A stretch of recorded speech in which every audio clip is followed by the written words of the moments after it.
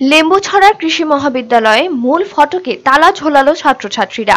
তাদের দাবি উচ্চশিক্ষার সুযোগ সুনিশ্চিত করা, আইসিএআর এর স্বীকৃতি। শুক্রবার সকাল থেকে কৃষি মহাবিদ্যালয়ের প্রধান ফটকে তালা ঝুলিয়ে আন্দোলন নামে পড়ুয়ারা। 107 জন ছাত্রছাত্রী সামিল হয় আন্দোলনে। তাদের প্রধান দাবি, স্নাতকোত্তর স্তরে জিআর রিসার্চ ফেলোশিপের জন্য ভর্তি পরীক্ষায় বসতে পারছেন না পড়ুয়ারা, আইসিএআর এর স্বীকৃতি না থাকার জন্য। তাদের প্রশ্ন, মহাবিদ্যালয় কর্তৃপক্ষ বিগত দিনে আইসিএআর এর স্বীকৃতির জন্য কি পদক্ষেপ গ্রহণ করছেন, কেন ছাত্রছাত্রীদের ভবিষ্যৎ নিয়ে ছিনিমিনি খেলা হচ্ছে।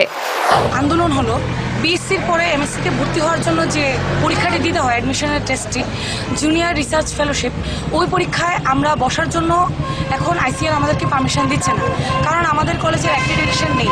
তো আমাদের দাবি কৃষি দপ্তরের কাছে, অ্যাক্রিডিটেশন নেই, এই দাবিতে যদি আপনারা আমাদেরকে পরীক্ষাতে বসতে না দেন, তো এতদিন পর্যন্ত অ্যাক্রিডিটেশন পাওয়ার জন্য আপনারা কি করেছেন? কোনো স্টেপ আপনারা নিয়েছেন? নেননি। তবে নেননি যখন, আমাদের উপরে, আমাদের ভবিষ্যতের উপরে এত বড় প্রশ্নবোধক চিহ্ন দেওয়ার অধিকার আপনাদেরকে কে দিয়েছে? যদি অ্যাক্রিডিটেশন আনতে না পারেন, অ্যাক্রিডিটেশনের জন্য আমাদেরকে পরীক্ষার বসা বানচাল করতেও পারবেন না। পড়ুয়াদের সাফ কথা, মহাবিদ্যালয় কর্তৃপক্ষ এবং রাজ্য সরকারের কৃষি দপ্তর যদি কোনো পদক্ষেপ গ্রহণ না করে, তাহলে পড়ুয়ারা অনির্দিষ্টকালের জন্য বৃহত্তর আন্দোলনে যাবে।